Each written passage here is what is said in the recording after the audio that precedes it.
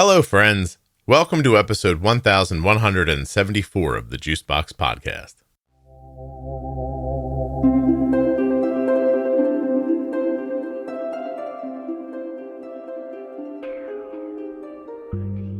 Today's guest is going to be completely anonymous. Their voice has been changed. My guest is a Consultation Liaison Psychiatrist and a person who's had type 1 diabetes since they were 8 years old.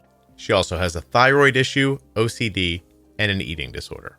Please don't forget that nothing you hear on the Juicebox Podcast should be considered advice, medical or otherwise. Always consult a physician before making any changes to your healthcare plan or becoming bold with insulin. When you place your first order for AG1 with my link, you'll get 5 free travel packs and a free year's supply of vitamin D. drinkag1.com/juicebox. If you have type 1 diabetes or are the caregiver of someone with type 1 and a U.S. resident, please go to t1dexchange.org/juicebox. You will be helping with type 1 diabetes research by completing their survey at t1dexchange.org/juicebox. Takes like 10 minutes.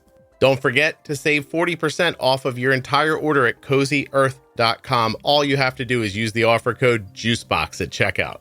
That's JUICEBOX at checkout to save 40% at CozyEarth.com. This show is sponsored today by the glucagon that my daughter carries, Gvoke HypoPen. Find out more at gvokeglucagon.com/juicebox. US Med is sponsoring this episode of the Juicebox Podcast, and we've been getting our diabetes supplies from US Med for years. You can as well. usmed.com/juicebox or call 888-721-1514. Use the link or the number, get your free benefits check, and get started today with US Med. Today's episode is sponsored by Medtronic Diabetes, a company that's bringing together people who are redefining what it means to live with diabetes. Later in this episode, I'll be speaking with Mark. He was diagnosed with type 1 diabetes at 28. He's 47 now. He's going to tell you a little bit about his story, and then at the very end of the episode, you can hear my entire mini interview with Mark. To hear more stories from the Medtronic Champion community or to share your own story, visit medtronicdiabetes.com/juicebox and check out the Medtronic Champion hashtag on social media. I'm a Consultation Liaison Psychiatrist, and I've had diabetes since I was 8, so I am approaching my 35th year. Wow. 8 years old, you're 43 now? I will be in June. Yeah. I just wanted to impress you with my fast math. Yeah, that was good. But I was recently told that if you say I'm going to be 43 in June, that like makes you young. Seems younger. Right. And I'm like, well, if I say I'm 42, it's whatever. But so yes, I will be 43 in June, and August 1st will be my 35-year diabetiversary. Wow. And tell me what it is you do for a living. What's your profession? So I'm a psychiatrist. Okay. It's called Consultation Liaison Psychiatry. So I do consults for patients who are hospitalized like medically and surgically. And so they're either like delirious, depressed, anxious, psychotic. They're inpatient, but they're not admitted to the psychiatric unit. Could they be if they weren't there for something medical? They will often get transferred to the psychiatric unit once they're medically cleared. But the patients that I see are too medically ill for a psychiatric unit. Okay. I definitely have questions. Okay. I have answers. Good. Let's start. Well, first I want to start with you just so I get a baseline on you. So what was your management style throughout your life, and what are you doing now to manage your type 1? In preparation for this, I've been trying to go back, but 35 years is a long time. Long time. I'll start currently. I'm on the Dexcom and Omnipod. Mm-hmm. And then prior to this, so I was on Medtronic. So I've been on 2 different pumps. I've been on the Medtronic and I've been on the Omnipod. And I've been on Omnipod for quite some time. Yeah. And I briefly, like when I was in college, no, when I was in residency, I tried the Medtronic sensor and that. That old sensor, you didn't enjoy that. No, oh my God, it drove me nuts. Yeah. I briefly did that looping thing, Okay. and those were the worst 3 months of diabetes ever. I'm so happy for the people it works for, but it did not work for me. Were your settings like good? Well, all these algorithms, if you don't start them with great settings and an understanding of how the algorithm works, you're doomed to failure pretty much. I mean, that could be possibly it. Somebody had mentioned that, because I rise very quickly and I drop very quickly, and that perhaps it wasn't adjusting quite quickly enough for me. Do you pre-bolus your meals? No. That's why you rise very quickly.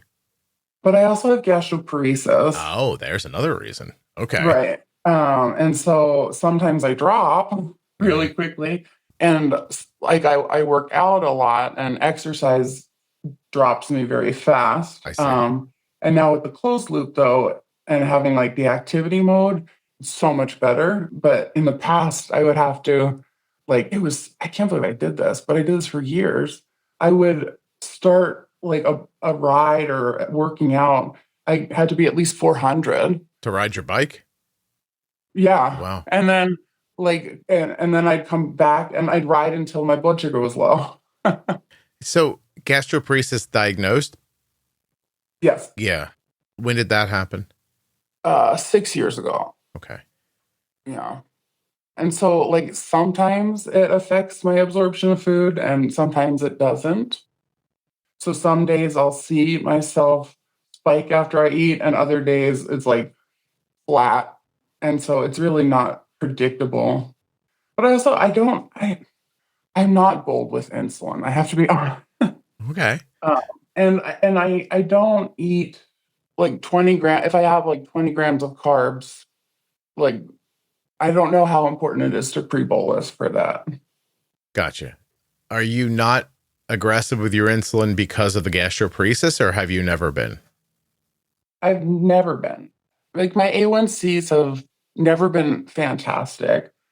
When I was a child and I was diagnosed, they were stellar, but my mom was always talking about how it was when you average very high blood sugars with very low blood sugars, you average off pretty well. In adulthood, I have managed basically 7 to 8. Mm-hmm. And when I get below 7, I tend to have a lot of lows. Do you think your settings are accurate? I mean, prior to this, you're using Omnipod 5 now, is that right? Yeah. Yeah. Okay. And that sounds like it's working really well for you. But prior to that, do you think you had good settings, or do you think you were just chasing blood sugars all the time and nothing was exactly where it needed to be? If you take insulin or sulfonylureas, you are at risk for your blood sugar going too low. You need a safety net when it matters most. Be ready with Gvoke HypoPen.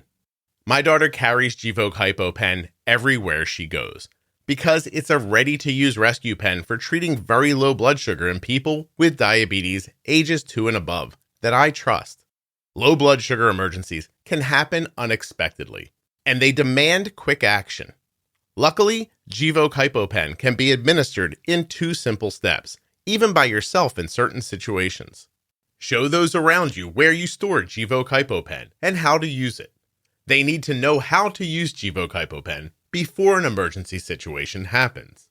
Learn more about why Gvoke HypoPen is in Arden's Diabetes Toolkit at gvokeglucagon.com/juicebox. Gvoke shouldn't be used if you have a tumor in the gland on the top of your kidneys called a pheochromocytoma, or if you have a tumor in your pancreas called an insulinoma. Visit gvokeglucagon.com/risk for safety information. I would say a little bit of chasing. Mm-hmm. Because but the thing is, I go to my endocrinologist with an A1C of 7.8, and then they would make one small adjustment, and it's well, I don't think that's it. And then they'd always comment too that I don't really have patterns, and as soon as you think I do have a pattern, it changes. So I'm not very like reactive. I've never been very reactive. If for some reason, like I'm consistently high at a certain point during the day, I never adjusted my insulin without talking to the doctor, because give it a couple days and I'll be low at that time. When you were diagnosed at 8, were your parents, so that was 89, I think. Mm-hmm. Great math. Well, please. I'm really showing off my simple addition and subtractions now. I know, it's very good. So at that point, 89, you were using, did they put you on Lantus and Humalog? I was on like NPH and regular. Okay. I was on Lente and Ultra Lente. Mm-hmm. I remember like NPH was cool because at that time Doogie Howser was on and Neil Patrick Harris. I had like a huge crush on him. And he was NPH, so I felt connected to him somehow through my insulin. Oh, the crush ends up being ironic because he's gay. That's interesting. But totally, yeah. But not that you he's can't. Gay because I had a crush on. You think you turned Neil Patrick Harris gay with your crush when you were 8 years old? Exactly. We'll look into it and see if that's possible. So my point being, like, was this a kind of like a set it and forget it disease at that point? Like shoot insulin twice a day, eat at certain times. That's about it? No. When I was really young, we would call my pediatrician for every dose of insulin. Okay. Like we'd call him with my blood sugar morning, like all throughout the day. And my dad was graphing these things on like programs in 1989. Mm-hmm. We would be taught like, okay, this is what you give at breakfast. Like I was eating very regimented. So it wasn't like there wasn't any variety, and it was like you're having this much in terms of carbs in the morning, and so it was all about covering for like blood sugar. Mm-hmm. But I remember we would call Dr. Peter at 7:00 every morning, and I don't know what he would use to tell us what to give, but at that time I was getting 3 shots a day. Okay. Were you testing? Did you have meters? Oh, I was testing 6 to 8 times a day. Okay. I had actually been told to test less. Well, and your A1Cs were coming in where at that point? Do you know? I think they were probably in like the 6s. But you think that these are accomplished with like offsetting the average, right? Like a bunch of lows and a bunch of highs. So not healthy, but the A1C would average out like that. Like my highs weren't as high as they've been in adulthood, but I still had lows. Okay. Like, I guess for some reason in adulthood, I've managed to get to over 400, not terribly infrequently, but that, like, if I got into the 300s as a kid, that was like, oh my goodness, what's happening? Your father was helping you, or you were on your own mostly? Oh, my parents were very involved. Okay. So, what would you, in hindsight, did they understand what they were doing, or were they just involved? My dad very much did. They were quite involved, and like, I don't want to say helicopter parents, but I couldn't go to sleepovers because I had to be with my parents because I didn't give myself shots for the first couple of years. Yeah. We always had to know like what food was going to be served at parties, and I found a letter that my dad had actually mailed to my doctor, and he said, just the other day, the parents' worst nightmare came true. And I was like, God, like, did I die? Like, what happened? And he's like, there was an unplanned pizza party. And I was like, wow, perspective. That was your dad's worst nightmare? That was his worst nightmare, an unplanned pizza party. My mom always hated she would say, like, if I asked if I could eat this or eat that, she said she hated being the food police. They were very involved. And it really wasn't until college that I became independent. Did you know what you were doing? Like, could you meaningfully have outcomes that you were looking for without the spikes and the crashes?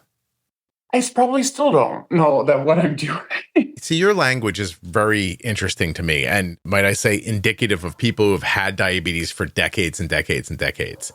Like, it's super interesting to hear people say, like, my parents were really involved, but then the conversation indicates they didn't really know what they were doing very much. Well, I think at the time, without the technology and the fast acting insulin and, the glucose sensors, it's like they didn't have nearly the information that we do now. No, of course. No, all I'm saying is that the measure of involved or the measure of I was doing well or the measure of I'm good at this is skewed based on the time of management, in the decade almost, and what the insulin was and what the technology was. It's really interesting to hear. Like you feel like they were really good parents around diabetes, but yet, your A1C was kind of in the 7s and you bounced around a lot and you have gastroparesis now. But do you know what I mean? Like 35 years from now, if I found an 8-year-old diagnosed in 2024 and we went ahead 35 years, they wouldn't apply those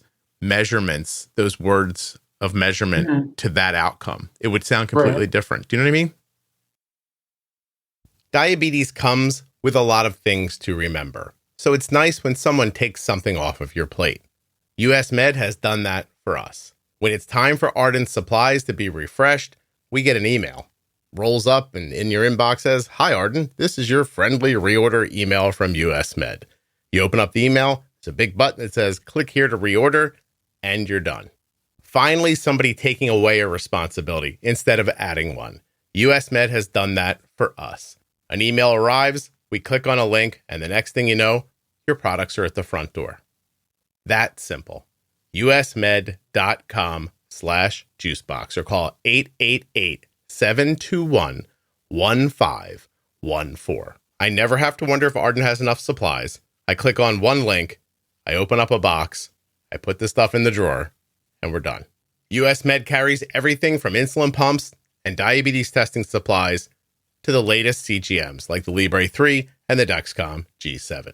They accept Medicare nationwide, over 800 private insurers, and all you have to do to get started is call 888-721-1514 or go to my link, usmed.com/juicebox.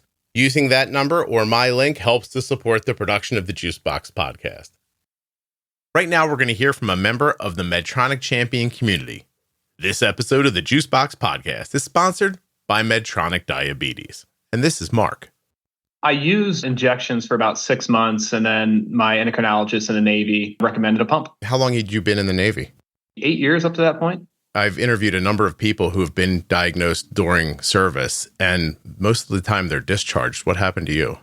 I was medically discharged. 6 months after my diagnosis. Was it your goal to stay in the Navy for your whole life, your career? It was. Yeah. In fact, I think a few months before my diagnosis, my wife and I had that discussion about, staying in for the long term. And, we'd made the decision despite all the hardships and time away from home. That was what we loved the most. Was the Navy a lifetime goal of yours? Lifetime goal. I mean, as my earliest childhood memories were flying, being a fighter pilot. How did your diagnosis impact your lifelong dream? It was devastating. Everything I had done in life, everything I'd worked up to that point was just taken away in an instant. I was not prepared for that at all. What does your support system look like? Friends, your family, caregivers, for me, the Medtronic Champions community, all those resources that are out there help guide the way, but then help keep abreast on, the new things that are coming down the pike and to give you hope for eventually that we can find a cure. Stick around at the end of this episode to hear my entire conversation with Mark. And you can hear more stories from Medtronic Champions and share your own story at medtronicdiabetes.com/juicebox. Yeah. And so when I was thinking about this podcast, I'm like, when I came to be a diabetic, the world was very different. And you couldn't eat certain foods and you could only eat at certain times. And it was so different. So it's hard for me to know. Although my brother was diagnosed about 15 years ago. So he and I have very different diabetes, which is interesting. But yeah, my parents were involved in that. They knew what my blood sugar were all day. Because I still have some of the logbooks that I wrote my blood sugars down in for the first 10 years. And they, I never missed insulin. On top of it. You were really on top of it and doing the things that you were supposed to be doing. Right. Yeah. But the outcomes weren't always great. Right. Do you think your brother has a different kind of diabetes, or do you think he was just diagnosed in a time where expectations and tools were different? I actually think he has a different kind because he has only recently started, like almost against his will, on the pump and sensor. Until about like 3 or 4 months ago, he was just doing injections and testing his blood sugar. And his A1C was 5, to the point where the doctor was like, we need to get your A1C up a little. You don't have to get a 5 A1C up if you're getting to it honestly. Do you think he's getting to it honestly, or do you think he's having a lot of lows too? Well, he wasn't having a lot of lows, but he was having enough lows that he's feeling like he's not thinking as clearly as he was. Mm-hmm. So they wanted him to come up a little bit, because he had a few pretty bad lows. Scary lows. But like whenever we were together, it was like, if I saw his blood sugar above like 100, I was shocked. I gotcha. And then he was also, he would eat whatever he wanted. And I was like, that's not the diabetes I have. I see what you're saying. Okay. So moving into your profession, mm-hmm. I want to know about how people with type 1 are treated in psychiatric situations. Mm-hmm. So first of all, what are some of the situations I could find myself in? I end up in a hospital for, like you said, like a medical reason, but I'm a psychiatric patient on top of that. There could be being admitted against your will. There could be being admitted like right voluntarily. But every time I hear about this, it's always, if it's a voluntary admission into like a private place, they don't take type 1s usually. And I'm wondering about all your different experiences, actually. So, I mean, just walk me through what you know about. So, I mean, I guess I have experience as a patient and as a doc. Okay. And so I had been hospitalized for an eating disorder multiple times. I know you've talked about like diabulimia or withholding insulin, and I never did that, but I met a number of people who did. And so when you're admitted for that, they kind of watch you like a hawk with and like often don't let you use your pump and are like on top of you with when you're giving the insulin. I never had that. They would tell me like I'm testing too many times. I would get a little bit obsessive about that because I couldn't control my intake or my weight. I became very focused on having perfect blood sugars, which isn't ordinarily a focus of mine. I mean, not that I go out of my way to have bad blood sugars, but that was what I could focus on. And they would try to like get me to focus on other things. Hearing people talk about non-compliant diabetics really, like I have colleagues that do that. Just is that the bothers worst. You. Oh, yeah. Were you obsessive about other things or just this one specific situation? Yeah. So I also have like OCD diagnosed, not like, ooh, I like my desk neat, but how does it manifest? It's manifest in various ways over the years. Like when I was a kid, like I had to like make my bed a certain way, and if I got distracted or I didn't make it that way, I'd have to unmake it and remake it. But it was never to the point where I was late for school or anything like that. It started to involve like the eating disorder, and so I had to say things in my head a certain way, or I'd get fat. Okay.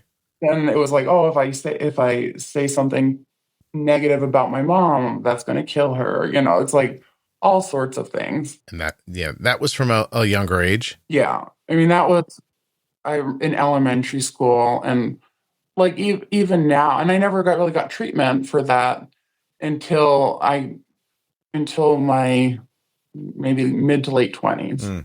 Was this before the diabetes or after, or both?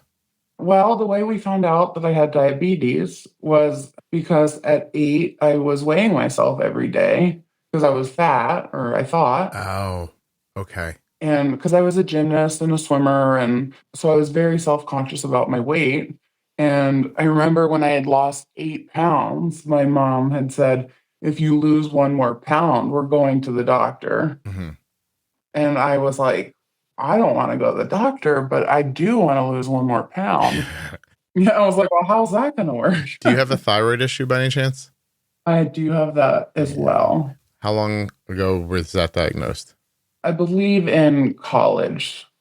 That was quite some time ago. How well managed is that? Like, where does your TSH sit at? Until recently, it was really well managed, but for some reason now my like TSH is a bit low. Like, but I was requiring a lot of levothyroxine. I was taking like 200 micrograms a day, Right. and my uncle, who like had his thyroid removed, is taking less. Wasn't taking that much. Right? Yeah, I was like, what? And he's like bigger. I didn't get it, but so now I'm down to 175, and my TSH is still a bit low. Is it under 1? Yes. Is it like negative, or is it just under 1? I'm trying to think because I just got it back the other day because it was 0.06 a few months ago. Do you think you're hyper or no? Hyperthyroid, or do you think you're hypo and you're just really like managing heavy with the medication? I'm because my TSH has been as high as 123. Jeez. Okay.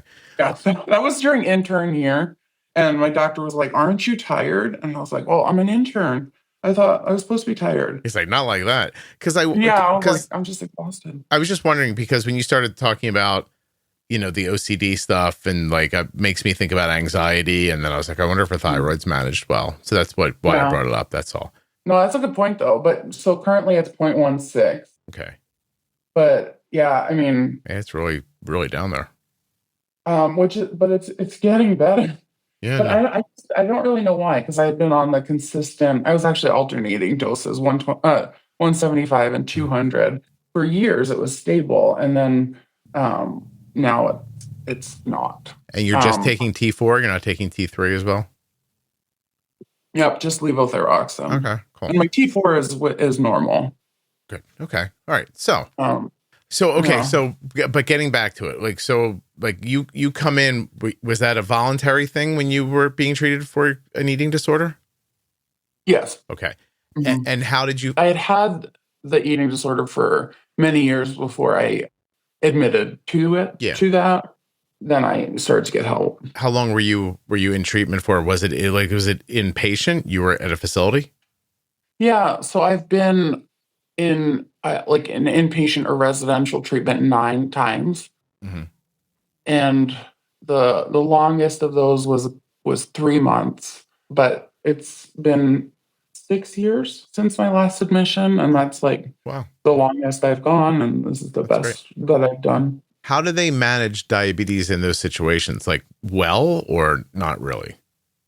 Well, see, I think in those settings, and just in general in hospitals, like diabetes is a one-size-fits-all type thing. Mm-hmm. And it's like everybody has the same sliding scale. And it's like, from what I could see, it just seemed like, it just didn't seem personalized. But for me, like, I think my treatment was somewhat different because I never manipulated my insulin, and like they knew I was a physician.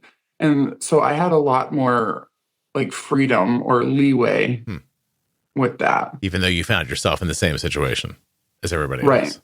Okay. Right. Because like that wasn't like I did presentations like around the country about it. I did some research on it, but that they knew I was like very vested in my be a good diabetic personality. Mm.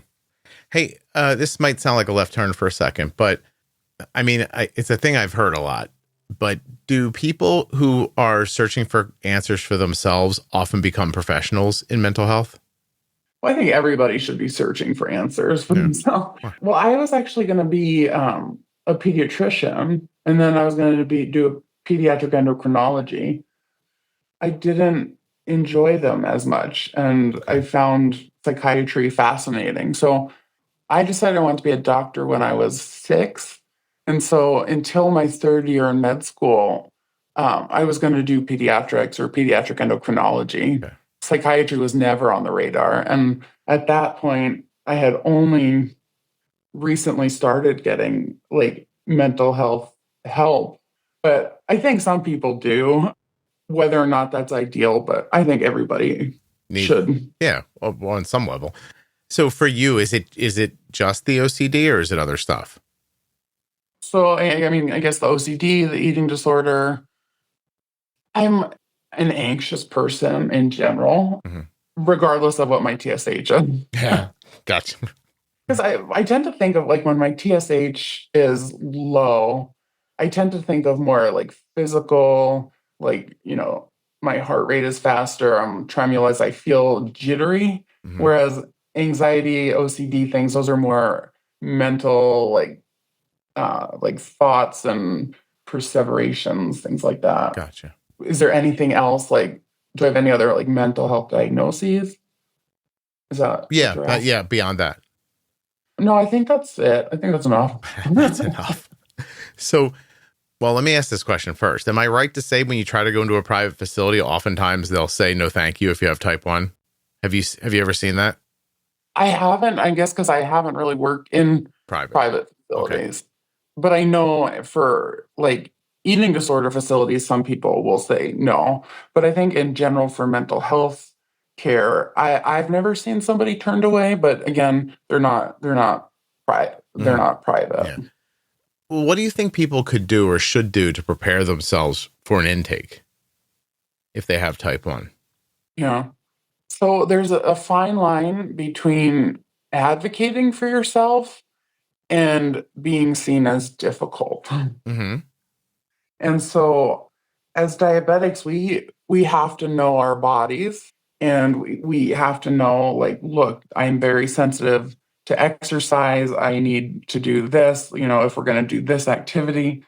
But when patients start dictating their care, I think that sometimes causes a negative reaction from staff. Can it come off as unstable, even if you're being realistic? Because a lot of people don't know what it takes to manage diabetes. So if you started listing things off, could you seem unstable while you were doing that? I mean, the setting, it depends on the setting, right? Mm-hmm. If you're in like a psychiatric unit and you start saying like, I have to worry about this, I have to do X, Y, and Z, and I have to make sure this is like that. And, you're going to seem paranoid. That sounds like anxiety or like a little bit obsessive, don't you think? Right. And so it really depends on the context. How about that? Whereas in other settings, it's like, wow, they're really on top of it. Right. Yeah. So what about if I'm just like, I don't know, I'm a very well-managed type 1 who really understands it, and I'm going to go in for something because I need it, right? And I'm going to be there for a month. Is there a way to talk to the hospital as you're going in, or do you think you're just going to be treated in that one-size-fits-all situation that you explained earlier? I mean, I think again, 6 of my 9 admissions were at the same facility. And so they knew me and they were comfortable with me. I was comfortable with them. But I think, especially when it comes to people who are struggling with like suicidal ideation or insulin omission, they need to be cautious because of the potential of what could happen. I lost my train of thought. I don't know where I was going with that. But you have to figure that out with the place you're at. Yeah. Okay. So you can't just walk in and say, I've got a plan. I need you to follow my plan. You're going to have to do it hand in hand with them and get it straight. Right. Because they might have rules that there are some units that won't allow insulin pumps. Because you could hurt yourself with it. Right. Exactly. They're going to want to have control over your insulin and be the only one who's administering it. Exactly. So the fact that I could was based on my history of symptoms and also my relationship with them. Yeah. But I know a lot of people who went from a pump to like shots when they were in the hospital. Was your blood sugar higher during that time? Like while I was in the hospital? Yeah. No, that was actually when I had my best A1C and I like framed it. It was 6.9. Is it because you were focusing on it? Like, to be honest, I don't know why. Sometimes, yeah, like I'm not really quite sure because I was testing 4 to 6 times a day. Before that, I was always giving my insulin. I was eating. I was not eating.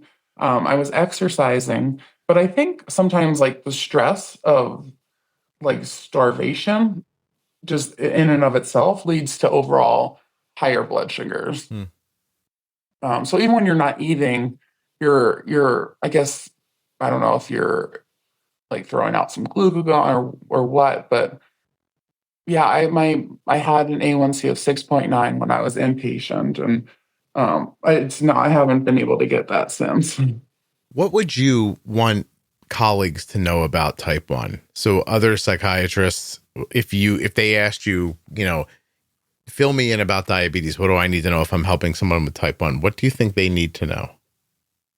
It's not a matter of just following a few simple rules. You could do everything you're told and still have crazy blood sugars. And I've also had patients who don't do anything that they're told to do, and their A1Cs are better than mine.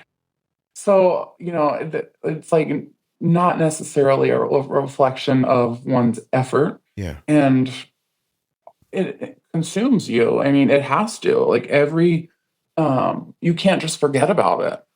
So you would like doctors to know more about the personal and psychological side of diabetes, your first thought isn't they should understand how to use insulin or how it works or what some of the struggles you might be having with high and low blood sugars because of your... I think it depends on the specialty. As a psychiatrist, I'm not going to be prescribing insulin, but I can, when I do get patients with type 1 with diabetes, I say it sucks.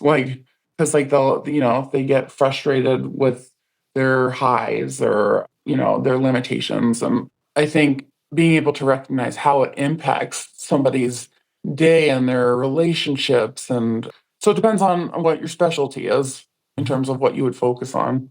But yeah, I don't need to know about their insulin as long as are you taking it? Are you skipping your insulin? But I wouldn't be adjusting someone's insulin. Are there any psychiatric meds that could impact people's blood sugars? Oh, yeah. So all of our antipsychotic medications, which aren't just used for psychosis, but I mean, most commonly they're used for schizophrenia and bipolar disorder, but even some patients with anxiety and depression are on these medications. And so they can affect blood sugars, but in a large percentage of our chronically ill patients, they do lead to type 2 diabetes. Okay. The medications can. Yeah. Yeah. They cause weight gain and insulin resistance. Yeah. But it's a catch-22 because you feel like they really need this medication. Right. And it's not like you take the pill and your blood sugar goes up. It's a matter of lifestyle. And, sadly, a lot of our chronically ill patients don't have access to good food and the ability to exercise. And so it's just a vicious cycle. Do you see people trying to medicate their psychiatric situations with weed? And does that work or does it make it worse? I see patients trying to treat everything with weed. I stubbed my toe. Sad, I think weed would fix it. I got you. I am constipated. I have diarrhea. I have it's everything with weed. And they won't take prescription meds because they want things that are all natural. Mm. I haven't seen cannabis or whatever be the miracle that it's supposed to be, but I see people trying all the time. Yeah. And do you see it make things worse ever? Patients will never tell you it makes it worse. There are studies that say that so some people's brain chemistry, right? Mm-hmm. You could get blasted enough that it could alter you in a way that you don't get to come back from. I know it's not a very common thing that happens, but it is possible, right? Especially the synthetics, those can make you very sick. But I mean, I'll have patients who are requesting stimulants because they're so tired. And it's well, how much weed are you smoking? That's not what's making me tired, And it's they think it's their ADHD. I need my ADHD medication. Right. I can't focus. How much weed are you smoking? That's not. Tell me this. How much is ADHD medication being abused professionally? Are they just giving it to everybody? So I guess the generation of docs before me were very into pleasing the patients at the expense of their health. Right. And so when I was in med school, we were taught pain is a vital sign and pain is unacceptable. We have to treat pain. And so I've seen a lot of patients whose doctors were all about you shouldn't have pain, you shouldn't have anxiety, and you should have like superhuman focus, but basically pathologizing just being human. Yeah. So I think my generation, we're trying to kind of pull back. And, we're facing patients with a lot of struggles with addiction. And sadly, these patients are getting angry. Well, are they addicted to that medication at this point? Yeah. Right. I mean, you hear of people going and, shooting their doctors for not giving them their prescription. So they're addicted, they're dependent, and they've not been told no before. Mm-hmm. But it's like, at this point, it's like, do we actually need this medication? Is this actually clinically indicated? Is it helpful? And just giving you what you want isn't exactly my job. Yeah, I want to go back over that actually, because so what we're saying here is that at some point the teaching was you shouldn't be having human problems. Mm-hmm. Pain, anxiety, stuff like I don't mean crippling anxiety. I mean just being anxious and then it gets around, right? So you start prescribing it to the people who really need it. And then people are out in the world and they're like, oh, I used to be anxious, but, I told my doctor and this happened. Or I used to have trouble focusing, but now I'm on ADHD medication, which is like, it's speed, right? Like ADHD medication and like some people need it. Yeah, right. But what I'm saying is then they get out into the world and then somebody who has a tiny bit of trouble focusing is like, ooh, I'd love that. And now we're basically putting them on speed and they're hyper focused.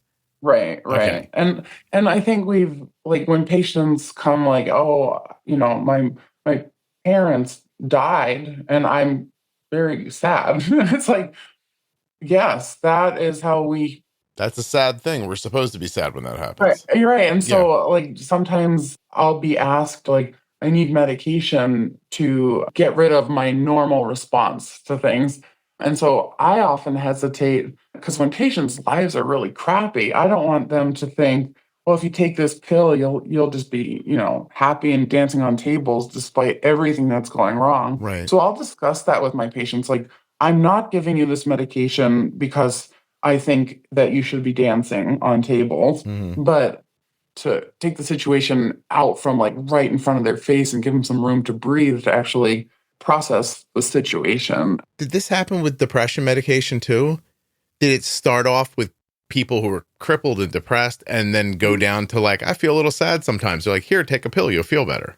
Exactly. Yeah. And so that's part of being human. Our moods go up and down and, we respond to things. And if we don't, I'm more concerned. When patients are saying oh, I'm anxious about, I'm moving across the country and starting a new job. I'm really anxious about that.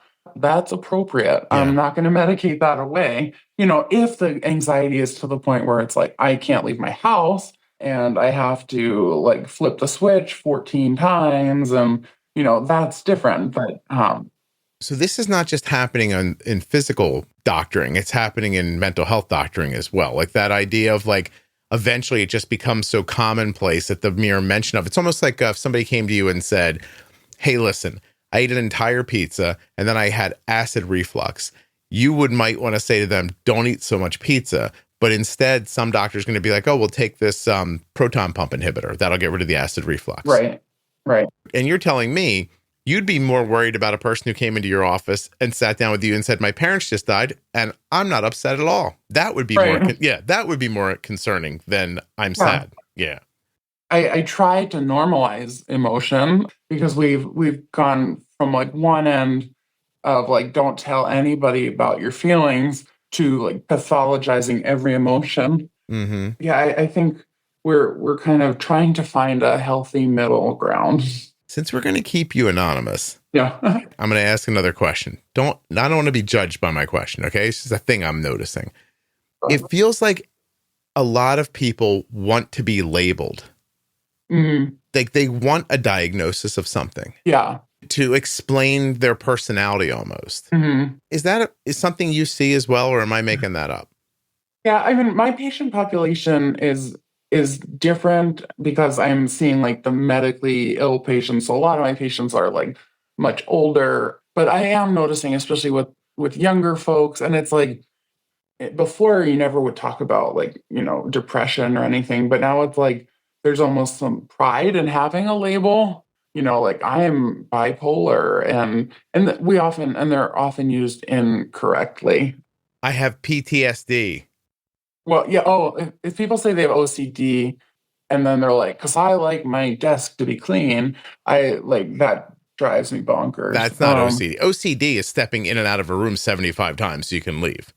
Right. Yeah, OCD is like, I need to call my mom because I might have killed her and I need to check that I didn't kill her. Oh, and there's no way you killed her because you weren't even with her. Well, because I said something badly about her.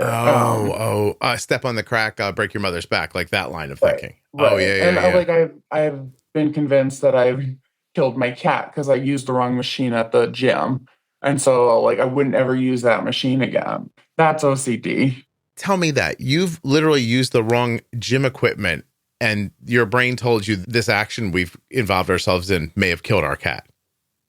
Yeah, because my cat died the day I changed machines. Oh, that's OCD when we're talking about OCD. Okay. Yeah. All right. I got you. And it's like, I know that's not possible. Like, I don't want to test it out because who knows who'll die the next time. That's where the illness comes in. That's right. OCD. Yeah. Like, there's a difference. So if you were walking along on a sidewalk and I put it in your head that if you stepped on a crack, your mom's back would break. And then we had a conscious conversation about it where we all discussed it and believed that there was no way that you stepping on this crack would break her back. I couldn't get you to put your foot on that crack still.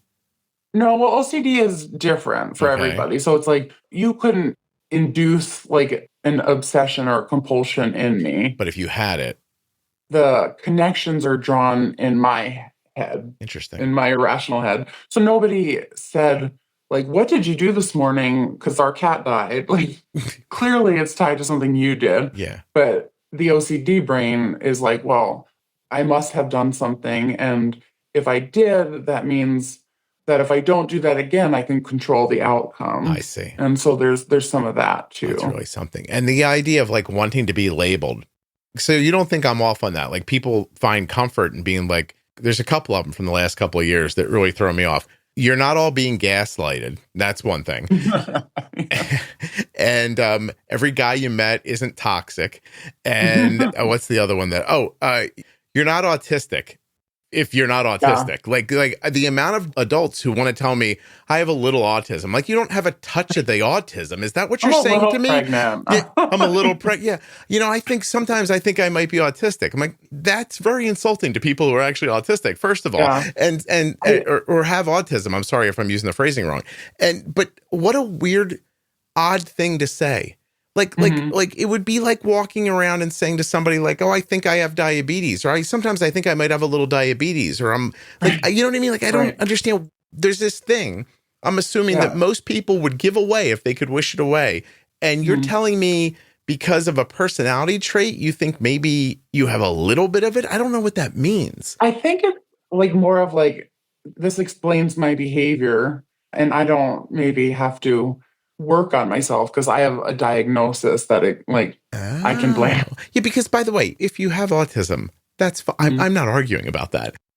I'm literally talking about people who walk around who like say something silly and go like, or they get confused about something. You've seen it, right? Like, it's the weirdest damn thing. Like, oh, that's my autism. Or that's my autism acting up. I'm like, what are you talking about? And it's not an isolated thing. People love saying stuff like that. Yeah, I had a colleague that she wasn't great interpersonally, but everything was because of her autism. Oh, what's the one where you talk and then you're tired from being around people? I'm introverted. Yeah, I'm socially awkward. There are some people who are socially awkward. There's some people who just don't like talking to other people. You're not socially awkward. You don't enjoy talking to people. Like it's okay if you don't. And then people will say antisocial, and that's not, they don't mean antisocial. They mean asocial. Right. Antisocials, like, that's a real mental distinction, right? Where you could kill somebody. Antisocial people, tend to be very charming, but often, they're out for themselves and not really worried about others. Yeah. And so antisocial people often become politicians and CEOs, but they're also on the other end of the spectrum, just they, harm other people and they have no remorse. Like a handsome serial killer kind of a situation. Right. Right. So anyway, with so many people so interested in labeling themselves all the time, do they actually cause themselves more problems than they would if they just bucked up and said, this is who I am, and just like it or don't like it, I don't care, and let me move on? Or I'm doing this thing and I'd like to change, so I'll have to put the effort into changing?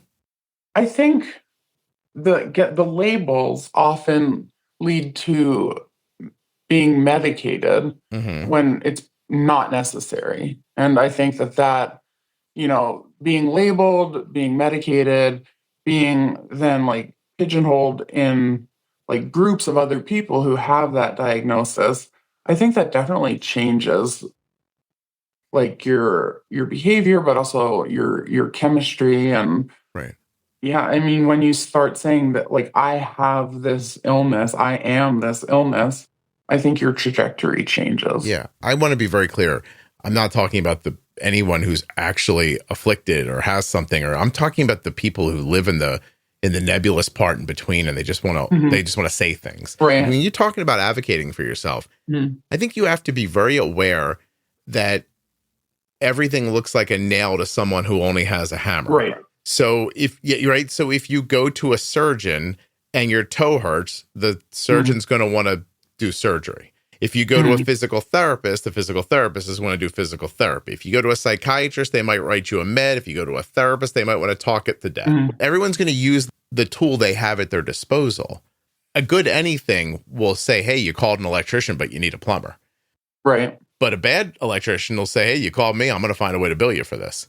Exactly. Because I do that all the time where I'm like, I don't think medication is necessary. I'm not going to push this pill on you when I think therapy would be better. But yeah, I mean, then you create a customer base, and they keep coming back. Yeah. As physicians, we need to be really cognizant of if I had other tools, would I use those? Right. Or am I just using this because that's all I've got? Yeah. I mean, if I see somebody in talk therapy for 30 years, I think, man, you're paying for someone's boat at this point. Right. Yeah. You ain't got this worked out yet. Or maybe you're in the wrong spot then, if that's the case. And not to say that you couldn't value. Listen, I think if you went and spoke to somebody for the rest of your life, it would be valuable. But if you're in there saying, I have a problem A, and we're this close to getting it fixed, but we never quite get there, I think you got to wonder about that a little bit. Maybe this isn't the therapy for you. Yeah, or not the right therapist, or you're barking up the wrong tree, or whatever. I don't know. This all seems very obvious to me, I have to tell you. Yeah, I mean, but I think some people are just so desperate for help or answers, and they're if I'm doing therapy, then I'm doing something, but not really taking stock of is this effective? And kind of going back to the diabetes, in retrospect, I check my blood sugar and I give insulin and all this, but I never made adjustments because my blood sugars were high. That just wasn't part of it. And so, but I always felt well, I'm doing what I'm supposed to do. So I literally had the thought, well, I'm doing what I'm supposed to do, so I won't have consequences. And if I do, it's not my fault, it's someone else's. Some people do that, but mine was I'll be protected from the consequences because I'm at least doing what I'm supposed to. Interesting. Oh, I've enjoyed. I have to tell you, because we mixed your personal story with your background, there's a blend in this hour, but the last half an hour of it is I'm having such a good time. Oh. So not that I wasn't in the beginning, but in the beginning I was it's a little interview. Let me find out. Miserable. Let me find out about her life and everything like that. But then when we really dove into it, I was like, ooh, this is the lane for this conversation right here. This is perfect. You are having a unique situation. You're a psychiatrist, nothing wrong with therapy, but you're not a therapist. You're a psychiatrist. You're a medical doctor. At the same time, you are and have been in need of a doctor of your type, and you have type 1 diabetes, and you grew up at a time where there wasn't a lot to expect out of management. Yeah. And then, I mean, we could go even deeper as a physician being terribly unhappy with the system, like the medical system as it is, and then becoming victim of it as a patient too. Let's finish with that. What's wrong with the system in psychiatry? I can't say psychiatry specifically, but the medical system is failing us like completely. I don't know how to fix it. Every day I feel like we're doing more harm than good. I think it's a matter of, well, that it's become a business and that like hospitals are run by people with business degrees and not with medical degrees. Mm-hmm. Doctors are encouraged to do more faster, not better. And it results in bad care. Yeah. It seems like I feel like at this point the system is basically, it has to crumble and we have to rebuild it. But I don't know how long that's going to take, and it feels like it's very close. It almost feeds itself. It's interesting. This conversation shows you too. It almost feeds itself, right? It makes like this, the way things are set up, make people who think they need all this help. Then they go for the help to a bunch of people who were told 15 minutes. Make sure there's something on that paper you can check off that we can bill insurance for, and then get them out of here. Right. Yeah. And then, mediocrity is kind of what we're aiming for in medical care, unfortunately. Mm-hmm. And so that's rewarded. And so, in 15 minutes, I can give you like 3 different prescriptions, and then you'll be happy and you'll come back. And I'm probably hurting you more than I'm helping you. Yeah. But if I were to have an hour or 2 with you, I would probably be able to help you better, but I would help fewer, or help in quotes. I'd see fewer people, so I'd make less money. Right. I spoke at an event this recently, and like hundreds of people with diabetes, parents of children, adults, and the feedback that's coming back from it already is, wow, he was just here a couple of days ago. Like, look at my graph. My graph is so much better. I'm doing this better. I'm doing that better, blah, blah. I was just with a group of people, and I floated in and out of conversations and gave talks every once in a while. Yeah. Like I'm very intrigued by, like when I'm, seeing other people and like their graphs are phenomenal. So, but I have to admit that I also worry about them, because I see people posting like, oh my goodness, my daughter's blood sugar went to like 150, and it's like, well, that's great, So it's like I do worry that like that we might be breeding like this perfectionism. If I may, I think it's possible you're worrying about them through your lens. Totally, 100%. Yeah. Like when people are like, I worry about the kids on like the low carb diets, but you're right, it's 100% my lens. Yeah, but it's a valuable perspective. Like it can, because there are going to be people out there who are going to have your reaction to it. Like when it's put on them, or when it's their walk that they're walking. And there's just as many people who like can say, oh, 150, I messed up a meal, let me fix that, and never think about it again. Yeah, and I don't even think I messed up. Like, well, my blood sugar is 150. And then I go on. Yeah. But my point always is like, look, I don't know the right answer for the world, right?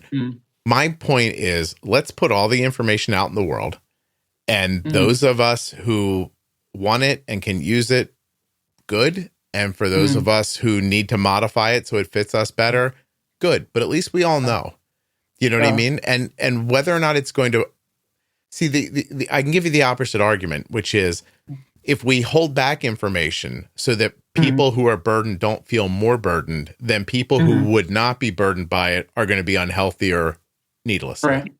Yeah, no, I mean, I think it's wonderful, and people's lives are being changed. And I think also, like, I was this perfectionist, and I always thrived on like people telling me how good I was with, like, nobody really cared what my blood sugars were, but they knew I ate right, I exercised, and I checked my blood sugar. I was told like, oh, you don't cheat on your diet. I was always a good diabetic. And then but I'm like, the standard is getting really high now. Well, you're a professional perfectionist by manifest of your OCD. Right. Yeah, and so That's what I think and when I've gone into the hospital and no longer been really in control of what I eat, I see myself like trying to perfect the blood sugars. That's me, not everybody else. Yeah. It's all so Yeah, interesting. it would be so awesome to be able to see like stable blood sugars. Like, I wish you could watch your blood sugar through my eyes for a week, because you wouldn't hold on to like anything. You would just see it as, like, you know what I mean? I don't adjust my insulin. I wait till my endocrinologist sees me. But you've been doing this So for it's like, 35 years. Why not? Why won't you adjust your insulin? well, I think in part more recently is like, as a physician myself, when patients adjust their meds, it's especially like controlled substances. It's not good, but it's also like frustrating. But I mean, that can't be the only reason. Yeah. Well, yeah. We're not talking about like, let me just take 2 more of these Zolofts. Like, that's not like that. Right. Yeah. It's Right. This is a very specific. This is a very, because if you made adjustments, you'd be better off, right? Like for outcomes and numbers. Yeah, Or do you think you don't know how to do it? Like 100% honest, like I don't know if it's what those adjustments are. Like this is like, it's like fairly embarrassing. Oh no, I'm enjoying listening to you be so honest. It's great when you're anonymous, isn't it? You can just say, you can just let it go. Yeah. But I mean, is it like a carb ratio issue? Is it a sensitivity issue? Or do they just count the carbs wrong? Or like, I've been told, blame the diabetes fairy, so I blame her a lot. So for you, an algorithm really is valuable. The Omnipod 5, like just kind of, I don't really want to know what it's doing. I just need it to do it. Well, I would like. You would like. I would like to know, and it doesn't always do it well. Like despite being on the Omnipod, like and the closed loop, I'm still, in the mid 7s. Not perfect all the time. You're not pre-bolusing because of gastroparesis, but you could be you can pre-bolus a little bit with gastroparesis, then put in the rest once you're seeing the impact, and that alone might stop your spikes. Yeah. And then also, like, I use Fiasp, which is like supposed to be really fast acting. Right. And so I guess I was told that, on the pump and with this insulin that you don't need to. Yeah, it gave you the feeling like it's fast acting. It works right away. Right. Yeah, it doesn't work that right away. Yeah. Right. So the gastroparesis is really not the main reason. Okay. Well, then, may I make a suggestion? Please. Episode 1000 of the podcast through episode 1025 is the Diabetes Pro Tip series. Okay. If you listen through that and you don't have an A1C in the low 6s afterwards, I'll be surprised. Really? Yep, I promise. Because like exercise is big for me. Okay. You can exercise. And like that has been very helpful, but I do worry about getting too much insulin and exercising. Would you be willing to try it? Yeah. Email me when you're done with it. Listen through. They're like, I think there's 25 or 26 episodes. They begin at 1000. And you listen to those and then send me an email 3 months later and tell me if things aren't better. Okay. And like these are like, I will understand what you're talking about. Kind of thing. Oh my God, of course. Did you understand me while we were talking now? No, I didn't really. About the diabetes stuff, you didn't some of that. No, I'm just kidding. I was going to say, I was like, wait a minute. Now you're going to be sarcastic? I have no idea what you said this whole time. Don't add sarcasm now. Sorry. We either got to lead with it and go the whole way, or like, you can't just drop it in at the end. I was like, oh my God.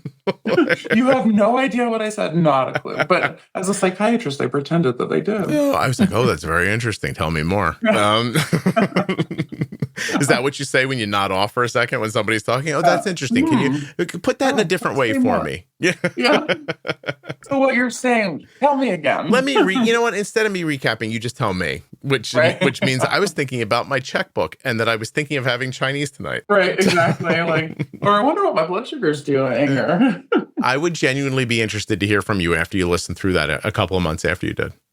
Okay. I'm excited to try something because what I'm doing is not working. All right. Okay. Well, then let's call it a promise from you, and then we will we'll get back out.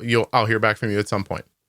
Okay. No And my pressure. doctor's not going to get like upset with me. Well, she doesn't care. I don't She doesn't know. respond to my phone calls or my messages If anyway. she's not responding to your phone calls and messages, I say maybe we don't care what she thinks. So Yeah, I sent her. I sent her a message. I think 6 weeks ago. I'm still waiting. So, well, I think. By the way, I think I'm gonna get this anonymized. I'm gonna put it in the Cold Wind series, and I'm gonna call it Cold Wind Professional Perfectionist. oh, I like it. Yeah. All right, I got to jump. So let me say goodbye. Okay. All right, wonderful. It was nice to talk to you. You too. Mark is an incredible example of what so many experience living with diabetes. You show up for yourself and others every day, never letting diabetes define you. And that is what the Medtronic Champion community is all about. Each of us is strong, and together we're even stronger. To hear more stories from the Medtronic Champion community or to share your own story, visit medtronicdiabetes.com/juicebox. Don't forget, we still have Mark's conversation at the very end. It's a terrific kind of mini episode, about 10 minutes long, that goes deeper into some of the things that you heard Mark talking about earlier in the show. A huge thank you to one of today's sponsors, Gvoke Glucagon. Find out more about Gvoke HypoPen at gvokeGlucagon.com/juicebox. You spell that GVOKEGLUCAGON.com/juicebox. A huge thanks to US Med for sponsoring this episode of the Juicebox Podcast. Don't forget, usmed.com/juicebox. This is where we get our diabetes supplies from. You can as well. Use the link or call 888-721-1514. Use the link or call the number, get your free benefits check so that you can start getting your diabetes supplies the way we do from US Med. If you're not already subscribed or following in your favorite audio app, please take the time now to do that. It really helps the show. And get those automatic downloads set up so you never miss an episode. Thank you so much for listening. I'll be back very soon with another episode of the Juicebox Podcast. You have questions? Scott and Jenny have answers. There are now 19 Ask Scott and Jenny episodes. That's where Jenny Smith and I answer questions from the audience. If you'd like to see a list of them, go to juiceboxpodcast.com, up into the menu, and click on Ask Scott and Jenny. And now my full conversation with Medtronic champion, Mark. Mark, how old were you when you were diagnosed with type 1 diabetes? I was 28. 28. How old are you now? 47. 47. So just about 20 years? Yeah, 19 years. What was your management style when you were diagnosed? I used injections for about 6 months, and then my endocrinologist in the Navy recommended a pump. How long had you been in the Navy? Let's see, 8 years up to that point. 8 years. Yeah. I've interviewed a number of people who have been diagnosed during service, and most of the time they're discharged. What happened to you? I was medically discharged. Yeah, 6 months after my diagnosis. I don't understand the whole system. Is that like honorable? Yeah. I mean, essentially, if you get a medical discharge, you get a commensurate honorable discharge. I guess there could be cases where something other than that, but that's really how it happens. So it's an honorable discharge but because of medical reasons. And that still gives you access to the VA for the rest of your life, right? Correct. Yeah, exactly. Do you use the VA for your management? I used to up until a few years ago when we moved to North Carolina. It just became untenable. Just the rigmarole and process to kind of get all the things I needed, for diabetes management. It was far easier just to go through a private practice. Was it your goal to stay in the Navy for your whole life, your career? It was. Yeah. In fact, I think a few months before my diagnosis, my wife and I had that discussion about, staying in for the long term. And, we'd made the decision despite all the hardships and time away from home. That was what we loved the most. So that's what made it that much more difficult. Was the Navy a lifetime goal of yours or something you came to as an adult? Lifetime goal. I mean, as my earliest childhood memories were flying, being a fighter pilot, and specifically being flying on and off aircraft carriers. So, watching Top Gun in the 80s certainly was a catalyst for that. You've taken off and landed a jet on an aircraft carrier? Hundreds of times. Is there anything in life as exhilarating as that? No, but there's a roller coaster I rode at, I think it's Cedar Rapids up in Cleveland, Sandusky. And they've got this roller coaster that takes you from 0 to, I think it's like 80 or something. You go up a big hill and you come right back down. So the acceleration is pretty similar, I would say, to a catapult shot. I'm going to guess you own a Tesla. I don't. Okay. I'm a boring guy. I got a hybrid RAV4. I get made fun of. I get called, my wife says I drive like a grandpa. I'm a 5 miles per hour over the speed limit person, no more than that. So yeah, in the car, I'm boring, Scott. So you've never felt a need to try to replace that with something else? You can't replace it. It's irreplaceable. That's what I thought. So up until the point where someone, buys me an F-18 or allows me to get inside a 2-seater and fly it, you can't replace it. How did it make you feel when you saw, or maybe you haven't seen, a gentleman named Pietro has his large aircraft license. He's flying for a major carrier now. He has type 1 diabetes. Does that feel hopeful to you? Yeah, it does. When I was diagnosed, that wasn't a possibility. The FAA prohibited commercial pilots who had type 1 diabetes. But I think it was 2017 when they changed their rules to allow type 1 diabetics to be commercial pilots. And part of the reason they did that was because of the technology advancements, specifically in pump therapy and pump management. So I don't have any aspirations of going to the commercial airlines, but one of my sons who has type 1 diabetes very much wants to be a commercial pilot. So, in that respect, I'm very hopeful and thankful. Yeah. Do you fly privately now for pleasure?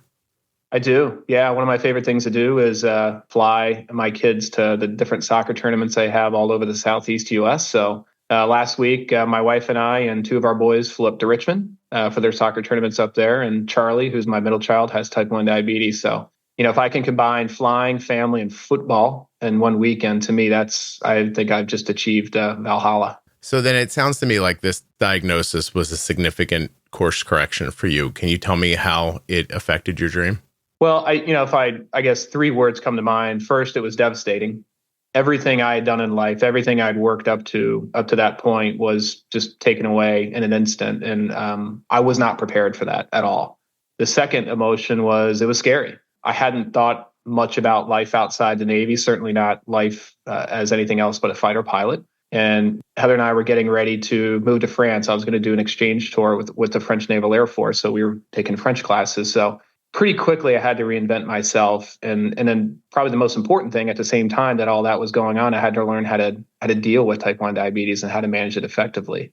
The third thing that pops into my mind, I guess, is challenging. New daily routines I had to establish, first with injections and then eventually, through pump management. And then learning how to count carbs and recognize highs and lows, how my body reacts to blood sugar trends based on exercise and stress and those types of things. And my goal at that time, and it still is today, is to leverage technology and make sure my habit patterns are effective so that I take diabetes management from the forefront to the background. Have you had success with that? Do you feel like you've made the transition well?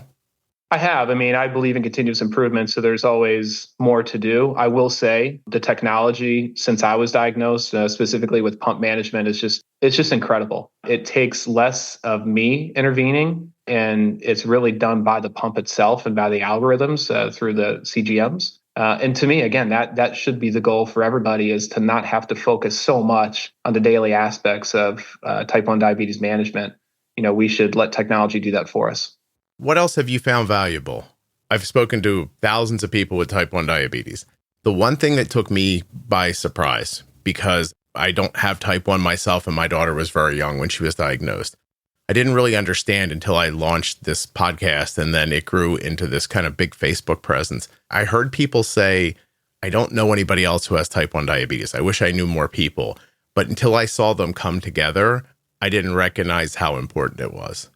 Yeah, I think similarly, I didn't know anyone with type 1 diabetes growing up as an adult, up until when I was diagnosed. And then all of a sudden, people just came out of the woodwork. And when CGMs first hit the market, certainly within the last 5 years, it's amazing to me and my family how many people we've noticed with type 1 diabetes simply because you can see the CGM on their arm.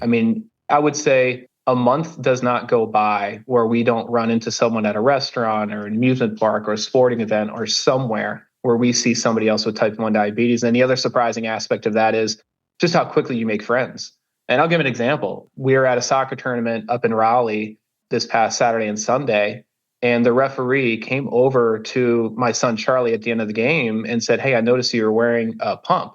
And he lifted up his shirt and showed his pump as well and said, "I've had type 1 diabetes since I was 9 years old. I played soccer in college. I'm sure that's your aspiration. And I just want to tell you, don't let type 1 diabetes ever stop you from achieving your dreams of what you want to do. And this gentleman was probably in his, late 50s or 60s. So just having that connection and seeing, the outreach and people's willingness to share their experiences, it just means the world to us and just makes us feel like we're part of a strong community. Yeah. So would you say that the most important things are strong technology, tools, understanding how to manage yourself, and a connection to others? Yeah. Technology for sure, and knowing how to leverage it. And then the community, and that community is your friends, your family, caregivers, for me, the Medtronic Champions community, all those resources that are out there to, help guide the way, but then help you keep abreast on, the new things that are coming down the pipe. Yeah. And to give you hope for eventually, that we can find a cure. You mentioned that your son wanted to be a pilot. He also has type 1 diabetes. How old was he when he was diagnosed? So Henry was diagnosed when he was 12 years old. It was just at the start of COVID. We were actually visiting my in-laws in Tennessee. We woke up in the morning and he had wet his bed. And several years before that, we had all 4 of our boys tested for TrialNet. So, predictor of whether or not they were going to develop type 1 diabetes. And Henry and one of his brothers tested positive for a lot of the indicators. So we always kind of had an inclination that there was a high degree of possibility he would develop it, but we always had it in the back of our mind as well. And so when that event happened at the beginning of COVID, we had him take his blood sugar on my glucometer, and it was over 400. And so right away, we knew that without even being diagnosed properly by an endocrinologist, that he was a type 1 diabetic. So we hurried home to get him properly diagnosed in Charlottesville. And then we just started the process, first grieving, but then acceptance and, his eventual becoming part of the team that nobody wants to join. How old is he now? Yeah, he's 15 years old now. When's the first time he came to you and said, is this going to stop me from flying? Almost immediately. So like me, he always had aspirations of flying. In fact, he, out of all 4 boys, wanted to be in the military. And that was a difficult part of the conversation, and maybe something that we don't talk about as a community. But there are some things you cannot do as a type 1 diabetic, and that's a hard fact of life. And unfortunately, joining the military is one of those hard and fast things. You cannot join the military as a type 1 diabetic. So that was very difficult for him and for me and my wife to get over. Then we also started talking about being a commercial pilot. And so I saw that same excitement in his eyes because, like me, he can be in an F-18 or a 737 or a Cirrus SR-20 that I fly and be just as happy. Yeah. So he still has that passion today and still very much plans to eventually become a commercial pilot. I appreciate you sharing that with me. Thank you. You have 4 children. Do any others have type 1? They do. My oldest twin, Henry, has type 1 diabetes, and my middle son, Charlie, has type 1 diabetes as well. The boys are twins. The oldest 2 are twins. One has type 1 diabetes. My middle son, who is not a twin, has type 1 diabetes. I see. Is there any other autoimmune in your family? There isn't. I'm really the only person in my family or my wife's family that we know of with any sort of autoimmune disease, certainly type 1 diabetes. So unfortunately, I was the first to strike it rich and unfortunately pass it along to 2 of my sons. But celiac, thyroid, anything like that?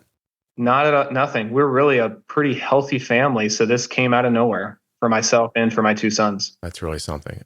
I appreciate your time very much, and I appreciate you sharing this with me. Thank you very much. Anytime, Scott. Learn more about the Medtronic Champion community at medtronicdiabetes.com/juicebox or by searching the hashtag Medtronic Champion on your favorite social media platform. Thank you so much for listening. I'll be back soon with another episode of the Juicebox Podcast. The episode you just heard was professionally edited by Wrong Way Recording. WrongWayRecording.com.